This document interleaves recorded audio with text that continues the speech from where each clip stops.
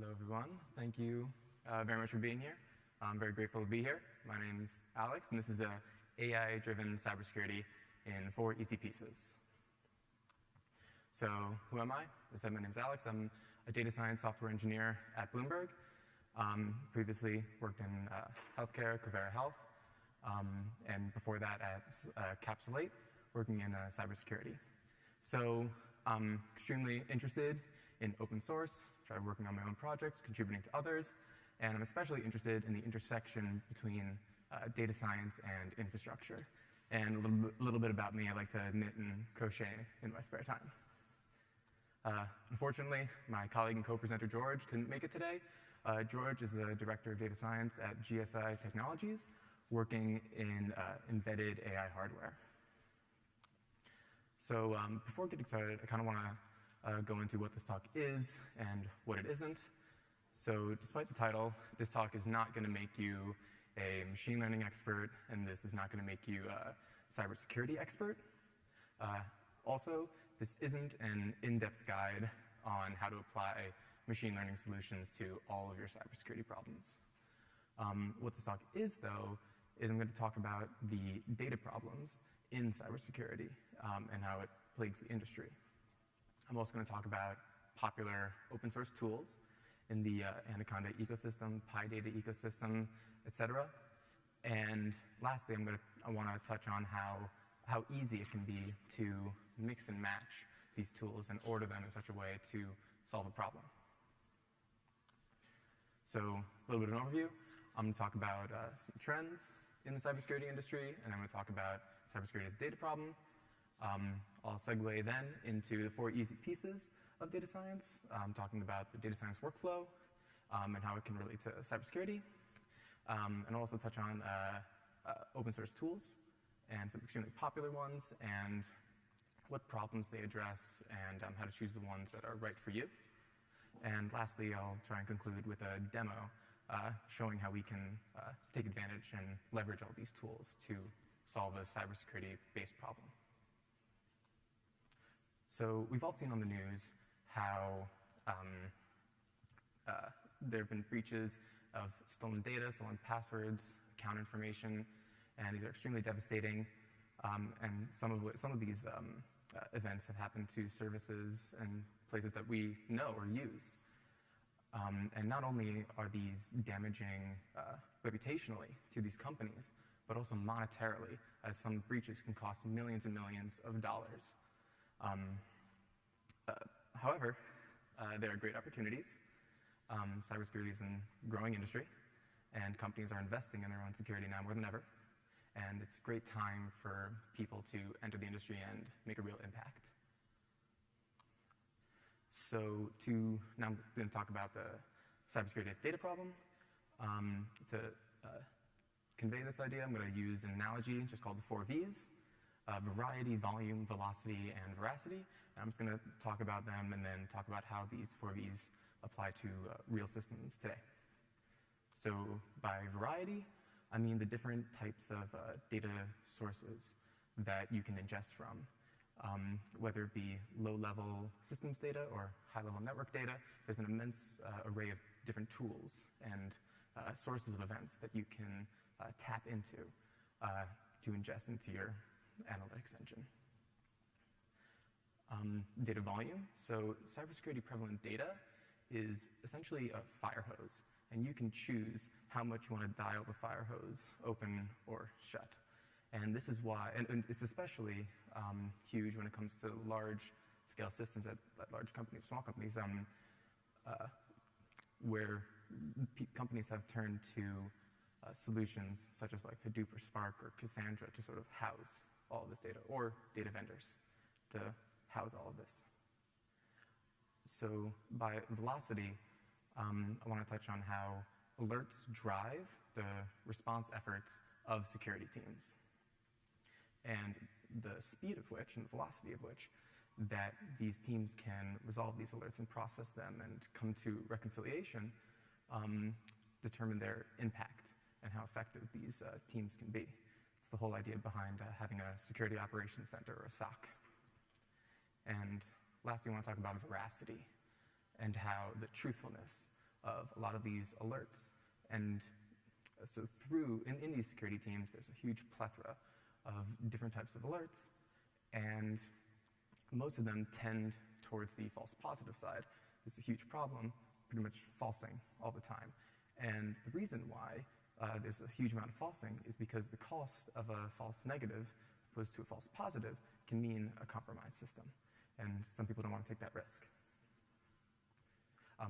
And this also affects the speed at which people process these alerts, because as more complex and diverse attacks introduce themselves, there's more time to resolve these alerts with humans. And humans are the ones that are usually reconciling all of these alerts. And as more alerts pop up, you're going to need more humans to process these alerts, and humans don't scale well. So now I'm going to sidestep and talk about how this applies to real systems. So when companies talk about their production infrastructure or their production deployments, they're usually talking about the cloud. And they're usually talking about some cloud vendors or their on-prem cloud. And almost every single cloud provider leverages Linux operating system, as their operating system of choice. At the same time, there's also a plethora of exploits that you can essentially download from the internet and run to take advantage of these Linux systems. And there are only new ones coming out every day. They're so popular, in fact, they even have their own logos that you can associate with them, like Heartbleed and Shellshock. But there's especially like new ones coming out every day, such as the systemd journald exploit, or more devastating ones such as Meltdown and Spectre. And these are all designed to attack Linux. Luckily, Linux comes with a plethora, amazing amount of monitoring tools to get the status of your system, including like low-level data such as performance counters, which can actually be used to detect certain exploits such as like Meltdown and Spectre, all the way up to data such as like network traffic or file open information. So hopefully I've conveyed how there's an immense amount of data that you get thrown at.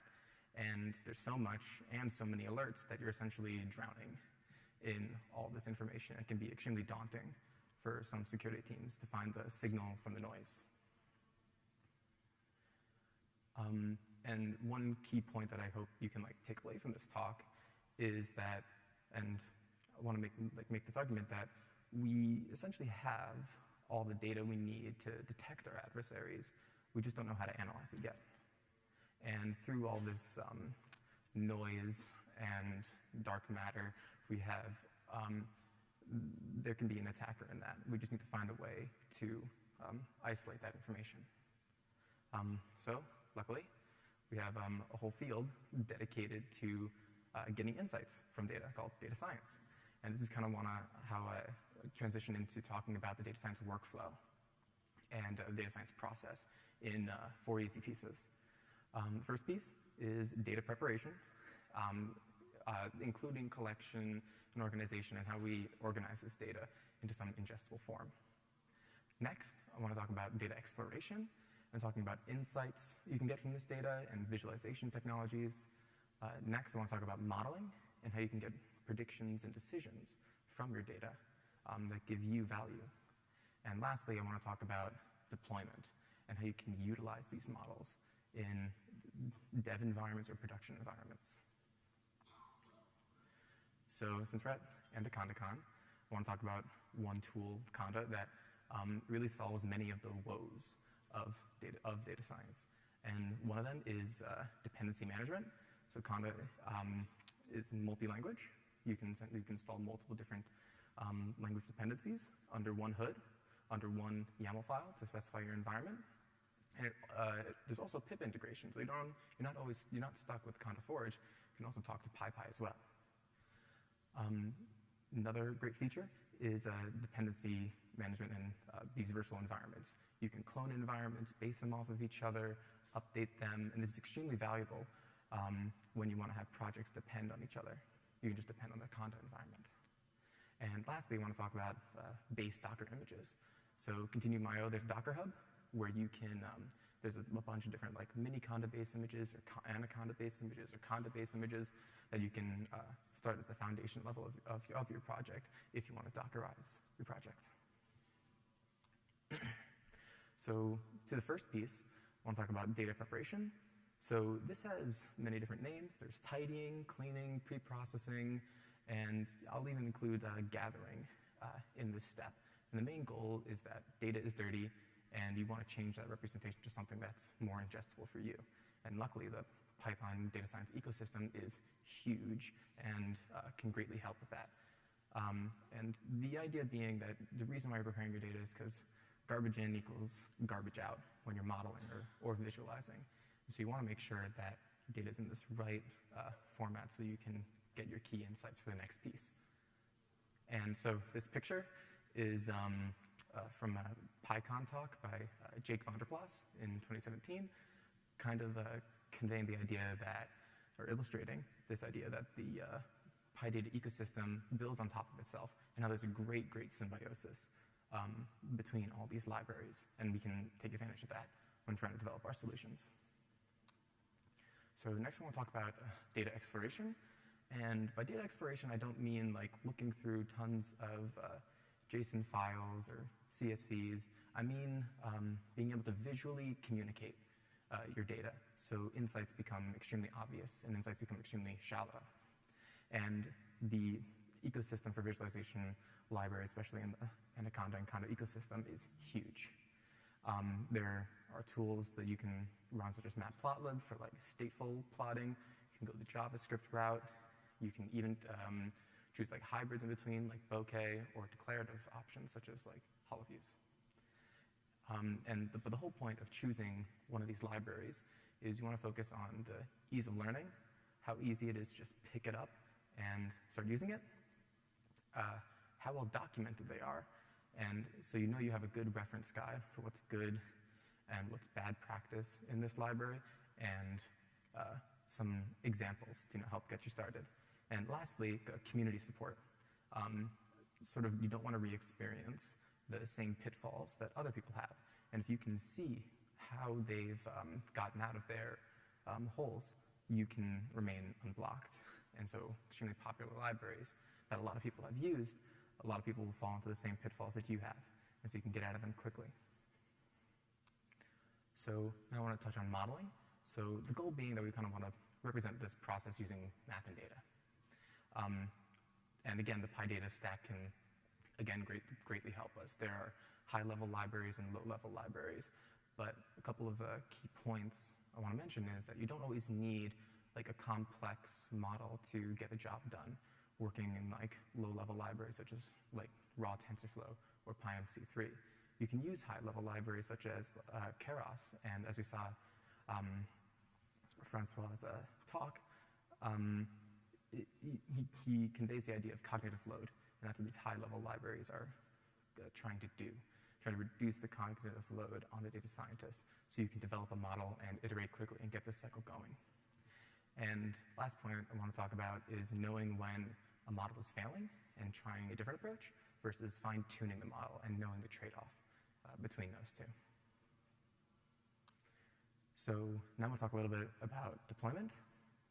So once you have your data prepared, you've got a bunch of insights from the data via these visualizations, and you've made a model that is useful to you. How do you use it?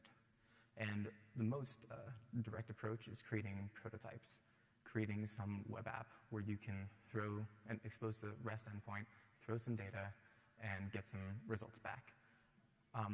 But once you develop a prototype, there's usually, more often than not, extreme friction when trying to convert your prototype to a staging environment or your company's staging environment or production environment. So the goal is you want to try and reduce the amount of friction from your prototype to your staging or production environment. And in order to do that, well, first I want to touch on how modeling and deploying your models fits the microservices paradigm really nicely. You can essentially put your model in a black box, expose an endpoint, and suddenly you have this little microservice where you can just throw data, get inference, and that's extremely, extremely useful. And I want to talk about how you should take advantage of local infrastructure. And I don't mean talking to your infrastructure team and getting a provision. I mean running local infrastructure on your laptop. Because there have been many tools that allow you to essentially replicate infrastructure on your laptop, and people should take advantage of those so they can stay unblocked and replicate their production environments. And to do this, there are like many different options, such as Kubernetes, Mesos, and OpenStack. These are great tools that you can also run on your laptop and come up with little testbed. But there are also vendor solutions where if it's best for your particular use case, such as SageMaker, or Data Lab, or Google ML Engine. So, okay, I want to kind of transition now to a demo incorporating all these pieces. So let's switch a little bit over here. So for this demo, we're going to be talking about anomaly detection, which is a very non-trivial problem in cybersecurity. And a very crude explanation of anomaly detection is we have some value over time, and it's hovering around this known value, known distribution, and suddenly we have a spike, we have some data point that's not like the rest. And we want to find those and investigate why those happened. So we'll talk a little bit about a cybersecurity-based problem. Hope you can see we're talking about problem framing. Here, I'll make that a little bigger. Make the headers a little bigger. So we're going to create a fake scenario, but a useful one to sort of describe this cybersecurity problem and how we can use data science tools to solve it. So most people, when they have a production environment, they want to deploy, say, a web application. But you should never assume that your web application is perfectly secure. So we have a problem. We have a vulnerable or semi-vulnerable web application that is susceptible to attacks. Our solution is we want to use data to help us find anomalies in traffic that it's given to this application. So our solution is to find anomalies in web application data. The data that we're going to use, just for this example in this demo, is network traffic. And to do this, we're going to be specifically talking about HTTP request data. So to talk a little bit about this architecture, by the way, this entire demo will be open sourced on GitLab. I'll provide a link after. So this architecture diagram is meant to describe a very generic use case of when people deploy a web application to some production environment. You have a vulnerable application running and being used by your adversaries as well as your users. So for the case of this demo, our attacker and our user in this case are going to be normal Python processes running containers with conda environments, talking to our vulnerable app. The user is going to be using it normally, and the attacker is going to be our adversary attacking this website. And so the vulnerable app, in this case, we're going to be using an application called Darn Vulnerable Web Application. This is a great tool for practicing your penetration testing skills for web apps. So I'll show a little bit of what that is. So this is it. Refresh. Pretty great. Got a username and password. Extremely secure. The username and password is admin password by default. And here we are. We have this really cool interactive website where we can click on different challenges that we get to hack this website. So we can do things like cross-site scripting, like command and like brute force username password. But for this demo, we're going to be focusing on command injection. So in this section, we're going to go through it real fast. Oh, don't want to spoil. There's this form in this website that says ping a device. So you can enter any IP you want, and we're going to get the ping statistics back. So we can type in something like just ping Google. Wait a second. And we get some results back. And we get the ping statistics. So good news, Google is up. But if any of you used the ping command before, you can see that it looks like what this website's doing, what the web app's doing, is just taking the raw string and plugging it to the end of the ping command and running the command. So what we can do is, if you know a little bit about bash, we can put a line terminator, and we can just run whatever code we want. So in this case, we'll do echo hello, and suddenly, oh my god, we can now do remote command injection. So you can do extremely malicious things with this. You can even just like cat the resolve conf and just see the DNS servers and the name server in this case. So now that I've shown you that this is vulnerable, that's what our user and adversary are essentially talking to. We have the user sort of like entering normal IPs, as the user should, and our attacker is going to be sending malicious packets and malicious commands to that. And next I want to talk about our sensor. So in this pod, so just for a little bit of background, this entire demo is running in a Kubernetes cluster using Minikube. In this pod, all of the containers run on the same network interface. So we can have our sensor listen on that network interface using Wireshark or the Python wrapper PyShark, grab these HTTP post requests that this application is doing, and send them to a data storage solution. And in this case, we're going to be using Minio. And for those who don't know, Minio is a drop-in replacement for S3 or any sort of object storage. And this is extremely useful because it doesn't require a lot of knowledge transfer when using a traditional database. So I'll show a little bit about what Minio is. This is Minio. They have a nice UI. We have a bucket here just called data, and we have a bunch of CSVs just being uploaded on regular schedules. And you can see we have a lot of them, which is what our sensors is uploading, and it's only more is getting added. So we have this data pipeline just coming in these batches. To talk a little bit more, okay, so now that we have this data storage solution, we're going to run analytics on top of it. And to use this, we're running in Jupyter, which is where this notebook is actually being presented, is in a pod. And most people think that when you think Kubernetes and Jupyter, you think Jupyter Hub. You don't need Jupyter Hub to run Jupyter Notebook pods on Kubernetes. You can just create a pod spec and run it yourself. And that's what we're running. And this Jupyter pod is going to be interacting with a deployment framework called Seldon. And Seldon is essentially a framework where if you have a Docker container with your model inside of it and a few configuration parameters, Seldon comes with a bunch of something called custom resource definitions for Kubernetes. So you can essentially define a specification. I want to use this container with my model inside of it and expose it as service. And most of these are deployed using Helm, which is the package manager for Kubernetes. So now I'll transition more into a video into these notebooks, and I'll pause it and I'll step through what I'm doing here. And so it's about 10 minutes long, so we'll run through that real fast. So the first step is data preparation. We want to get this data into a format that we know and love, that we can use for the rest of our process.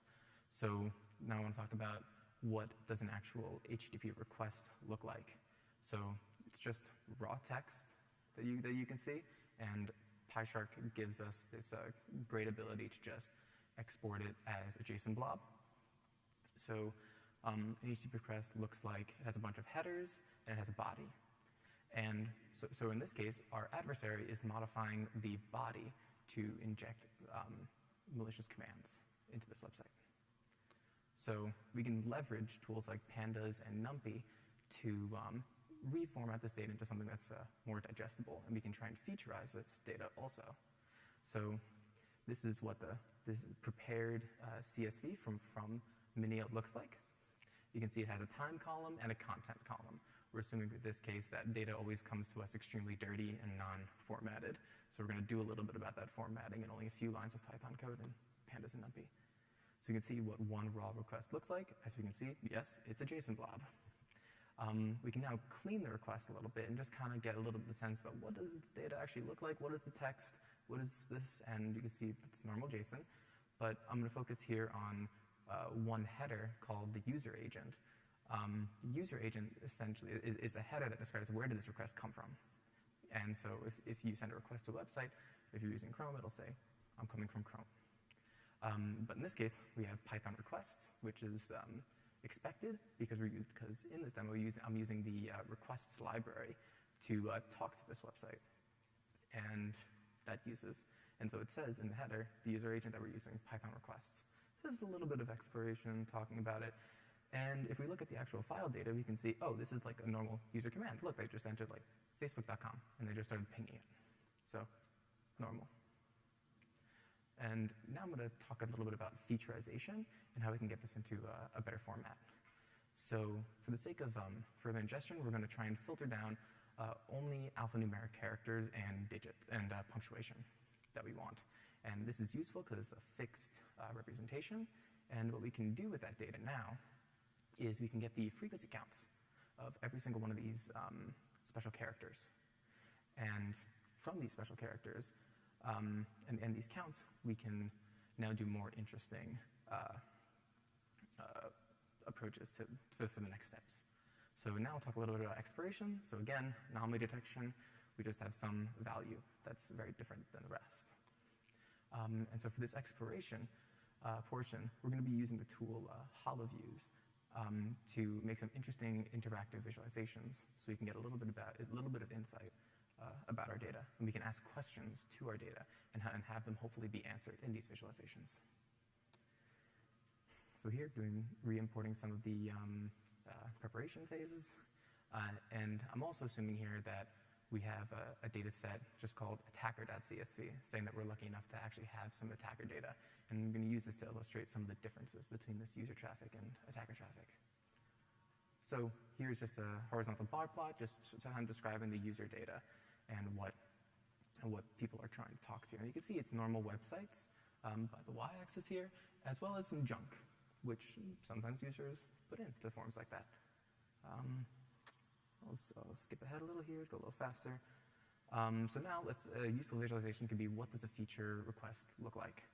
And this is basically visualization of those character counts. And this is useful to know. We can see that there's a lot of E's, a lot of T's, and a lot of quotes.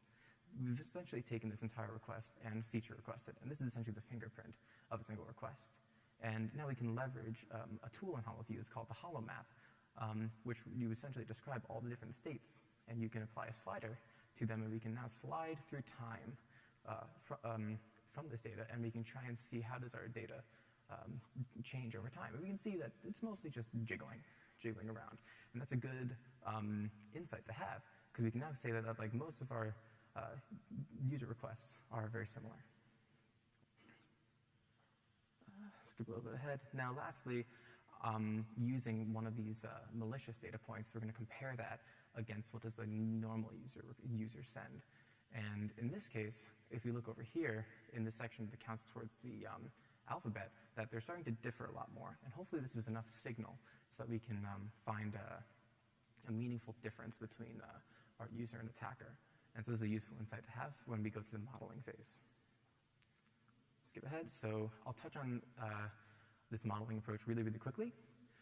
So this approach that we're going to use is we're going to create a model called an autoencoder. An autoencoder is an adaptation of a neural network, a simple multi-layer perceptron, with the whole goal in mind being you want to reconstruct the original input data that it was given. And through a series of linear transformations and nonlinear activations, we can try and get to this reconstructed input. So essentially, you give the x is just the input data, and the y is also the x as well. And I'll talk a little about these two components. In an autoencoder, there's something called the encoder and the decoder.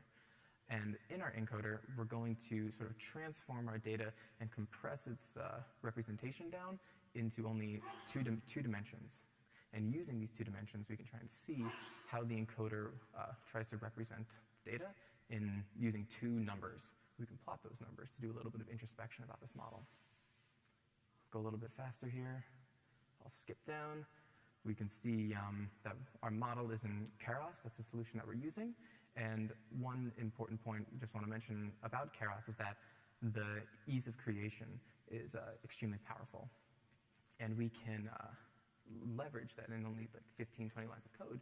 We can create a machine learning-based model and train on it and get started and close that feedback loop. And we can train it, I'll save the model, and now we'll get to a little bit about model introspection. Not going over the accuracy and loss curves, but instead talking about how the reconstruction loss, which is how well the autoencoder reconstructs its original input, comparing the input to the output, we can get a single number out of that. And so if we give it, so we have three lines here. We have a yellow, which is junk, and it has extremely high reconstruction loss. And this is expected because it's never seen this data before, so it's not going to know how to reconstruct it. What's more interesting, though, is that if we look at the attacker and user data, and we can see how the attacker data is just different enough from the normal user data that it trained on, that we can actually call these anomalies, and we can create an anomaly rule just with a simple line and how well it gets reconstructed. And lastly, I'll touch on the visualization of the latent space I mentioned and how we can encode this data and how the model encodes this data into 2 dimensions. And we can see that the model has found a way to, hopefully you can see, that there's a cluster in the middle of blue and outside clusters of red, kind of saying that the autoencoder has found a way to encode all this data in 2 dimensions and cluster all this user data, but not know where to put the attacker data. So continue on a bit. Now I'm going to talk for a hot second about deployment. So as I said, we're running on a Kubernetes cluster in Minikube, and we're going to use the tool Seldon to deploy a model. And so the cost of entry to Seldon is, as I said, a Docker container. And Seldon recommends that you use the tool S2Y, source to image, which is a Red Hat tool, to build this image. And so all we need to do is specify a little bit of configuration, and we can use the custom resource definitions that I mentioned before in Seldon to deploy our model, essentially filling in the blanks with our custom container. And just like auto magic, Kubernetes will now create these services for us. Well, Seldon will create these services, but Kubernetes will realize them. And we can create a little few wrapper functions. So if we have some junk data, we can now pass that data into a normal Python function, and suddenly we have a reconstruction loss, and we also have a latent space. So I've deployed 2 models in this case. And lastly, I want to talk about building an anomaly monitoring dashboard using HoloViews. So HoloViews has an extremely powerful concept where you can inject streams into your visualization such that you can have these real-time event-driven plots. And using Minio, we can use the client to receive notifications on when an object has been uploaded, just like how I showed you that huge list of CSVs. So every time we upload a new object, we can trigger a loaded event into this dashboard. So here, I'll skip a little bit ahead. Let's wait for things to load. And so we have these 2 plots. On the left is simply the reconstruction loss of this incoming data, and we also have this horizontal blue line. This is going to be our essentially detection threshold. And through this detection threshold, we're going to sort of try and capture anomalies. And on the right, we have the latent space visualization. And so we can see how our model is interpreting this data in 2 dimensions. Good for humans to interpret.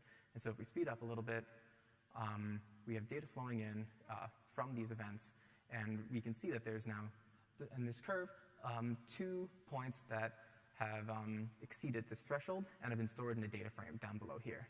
And if we look closely, we can see that the IP that they've chosen is they've used the OD command on dev_random to get a bunch of random characters. Maybe they have a botnet that they're trying to use to get computation out of us.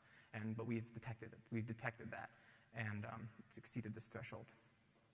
So speed up a little bit, and we can see that as more data comes in, we can see further anomalies.